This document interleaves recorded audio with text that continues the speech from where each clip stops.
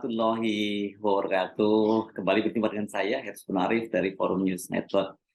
Mantan Gubernur DKI Jakarta Anies Baswedan, Jumat sore, ya hari ini ya, tanggal 24 Maret 2023 itu secara politis resmi menjadi calon presiden pertama yang sudah memenuhi syarat presidensial threshold 20%. Baru saja 3 partai, yakni Partai Nasdem, Partai Demokrat, dan PKS, itu yang selama ini berencana untuk membentuk koalisi perubahan menyampaikan sikap resminya. Sikap resminya itu disampaikan oleh tim kecil di Jakarta. Tim kecil juga mengumumkan nama koalisi dari semula koalisi perubahan menjadi koalisi perubahan untuk persatuan. Disingkat ini menjadi KPP. Pengumuman penandatanganan nota kesepahaman itu disampaikan oleh tim kecil yang dihadiri oleh Sudirman Said mewakili Anies Baswedan, Sekjen Partai Demokrat Tengku Rifki, dan Ketua DPP Partai Nasdem Sugeng Suparwoto dan Willy Aditya, serta Wakil Ketua Majelis Syuro PKS dan Muzamil Yusuf. Ada 6 poin yang disepakati. Pertama, membentuk koalisi dengan nama Koalisi Perubahan untuk Persatuan. Kedua, mengusung Anies Baswedan sebagai Capres 2024-2029. Yang ketiga, memberi mandat untuk calon presiden untuk memilih calon pasangannya. Keempat, memberi keleluasaan kepada calon presiden untuk berkomunikasi dengan parpol lainnya dalam rangka memperluas basis dukungan. Kelima, membentuk sekretariat yang merupakan kelanjutan dari tim persiapan atau dalam kurung tim kecil. Dan yang keenam, pada waktunya mengumumkan pasangan calon presiden dan calon wakil presiden. Dengan penandatanganan nota kesepahaman itu, maka secara resmi Anies Baswedan itu menjadi calon wakil presiden pertama yang mengantongi tiket 20%.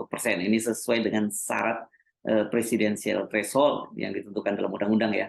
Bahkan ini sudah melampauinya. Total kursi yang digenggam oleh Anies Baswedan itu sekarang jumlahnya ini 163 kursi atau 28,3% dari jumlah kursi di parlemen.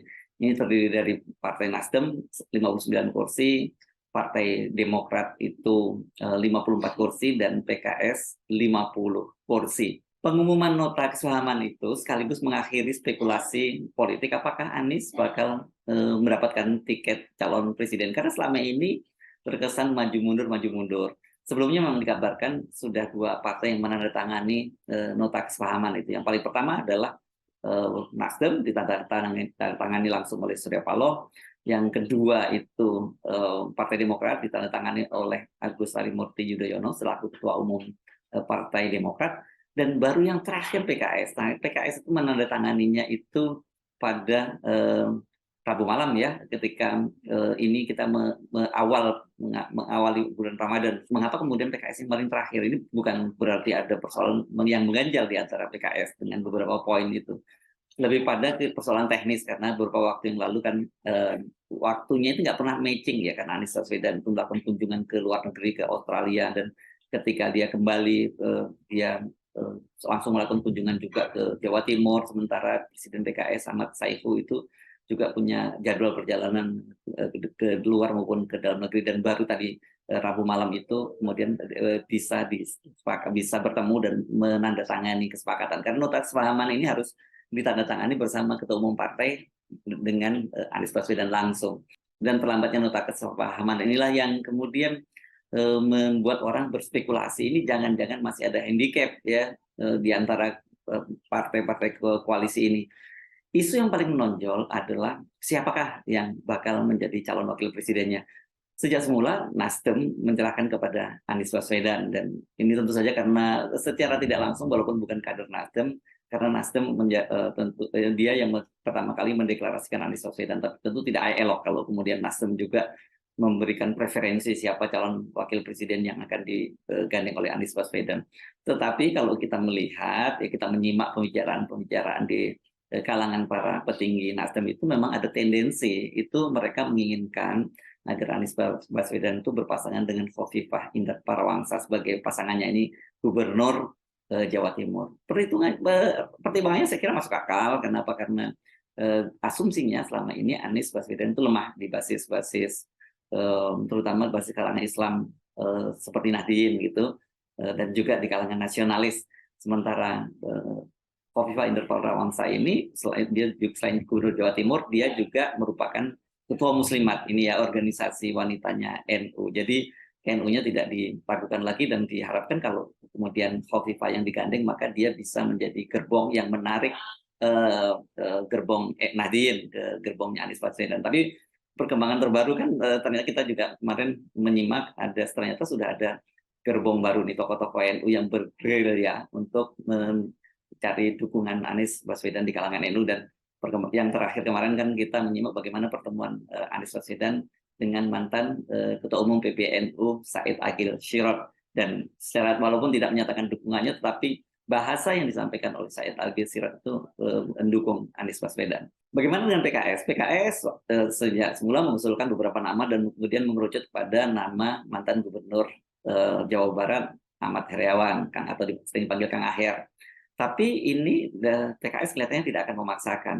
Mereka bahkan juga sempat mendukung nama Khofifah Indar Parawansa. Mereka tidak keberatan kalau Khofifah yang dicalonkan. Saya kira PKS mengapa tidak terlalu ngotot, karena sebenarnya dengan mendukung Anies Baswedan saja itu satu membuat para pendukung PKS itu menjadi solid, dan kedua mereka juga berharap akan mendapat kotil efek gitu ya dengan Anies Baswedan dijadikan sebagai calon presidennya.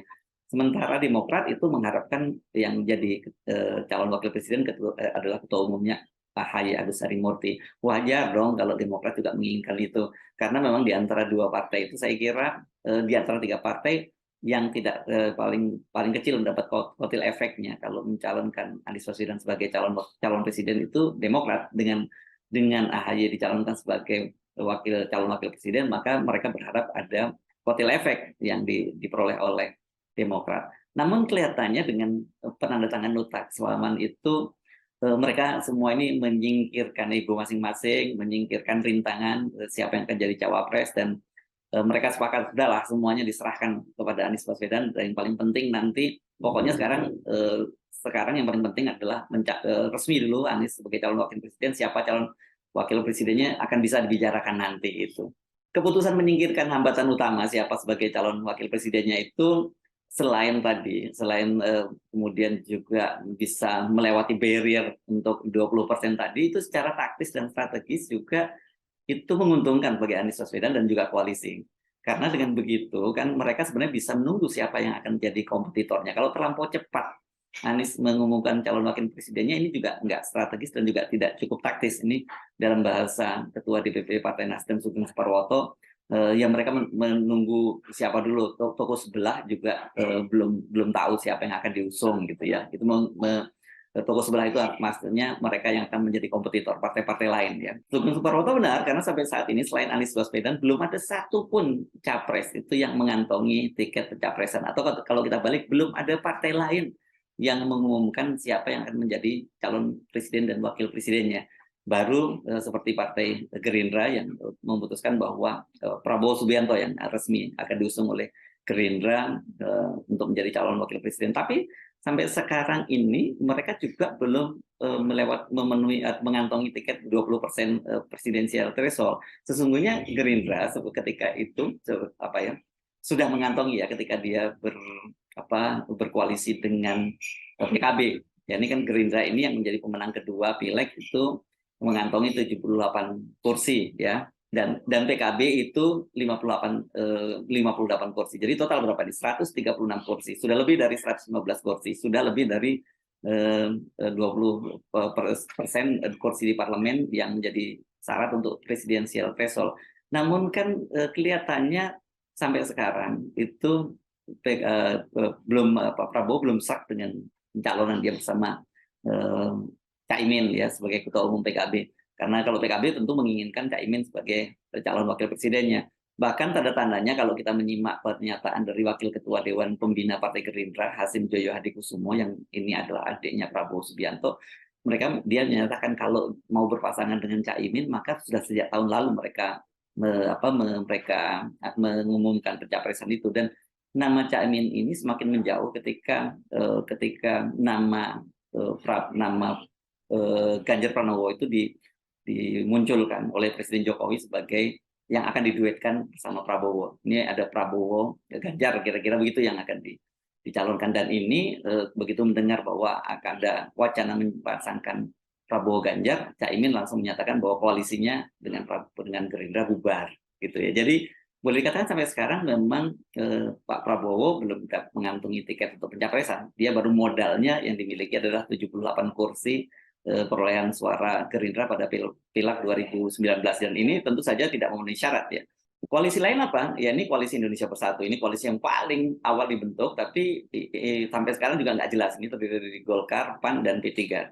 Sampai sekarang mereka belum mencapai kata sepakat siapa yang akan diusung dari Capres dan Cawapres. Jadi pada waktu itu kan mereka ini diperkirakan partai ini akan menjadi skoci Pak Jokowi gitu ya. Kalau bukan Pak Jokowi yang diusung, mungkin Ganjar yang akan diusung. Tetapi Golkar tetap ngotot harus Airlangga. Gitu. Sementara P3 dan PAN bisa menerima Ganjar Pranowo sebagai calon presidennya. Bahkan PAN itu sudah menyebut nama Ganjar yang akan berpasangan dengan Erick Thohir. Bagaimana dengan yang lain? Satu-satunya partai yang berhak mengusung calon presiden dan calon wakil presiden itu adalah PDIP. Dia sudah memenuhi syarat untuk itu ya, sudah memenuhi syarat presidensial threshold 20%. Namun mereka sampai sekarang juga belum bisa memastikan siapa capres dan cawapres yang akan diusung. Hanya saja seperti kata Sekjen PDIP Hasto Kristianto bahwa mereka memastikan akan mengusung capres-cawapresnya dari kader internal. Nah, dengan nota kesepahaman tadi, adanya 6 poin kesepakatan tadi antara koalisi di antara partai koalisi perubahan untuk persatuan. Nah, kita mesti mulai membiasakan itu kalimatnya ya, KPP ini. Ini sekarang ini Anies itu bisa lebih leluasa dan lebih pede bergerak ya. Dia tadi kan disebutkan dia dibebaskan untuk menentukan siapa calon wakil presidennya. Dia boleh memilih, dan dia juga boleh berkomunikasi dengan partai-partai yang lain yang akan diajak bergabung. Dalam sebuah acara di Kami Jaya beberapa waktu lalu kan Anies Baswedan itu mengisyaratkan akan ada partai yang keempat dan kelima yang bergabung dengan koalisi perubahan untuk persatuan ini. Apa partainya? Sampai sekarang kita belum mendapatkan informasinya. Kita hanya bisa menduga-duga partai-partai mana saja ya. Kami melihat bahwa keseriusan dari 3 partai politik ini mudah-mudahan tidak lama lagi ada yang gampang.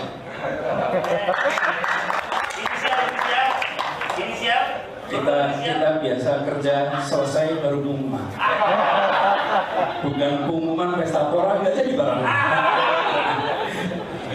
Mudah-mudahan ada gampang, mudah-mudahan ada yang kelima nanti.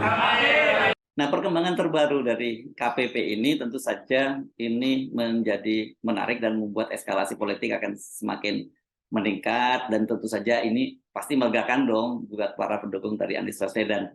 Kan kemarin masih dibayang-bayangi, kendati sudah menyatakan berkoalisi dengan Nasdem, Demokrat, dan PKS sudah membentuk koalisi, tapi mereka ini kan masih dibayang-bayangi kemungkinan koalisi ini bakal bubar, terutama karena ketidaksepakatan memilih siapa yang akan menjadi cawapres di antara calon-calon yang ada. Jadi kalau begitu sekarang ini seperti dikatakan oleh tim kecil, meskipun belum resmi, kalau namanya resmi itu kan kalau sudah mendaftar ke KPU ya, sudah syaratnya dipenuhi, sudah mendaftar ke KPU, ada pasangannya.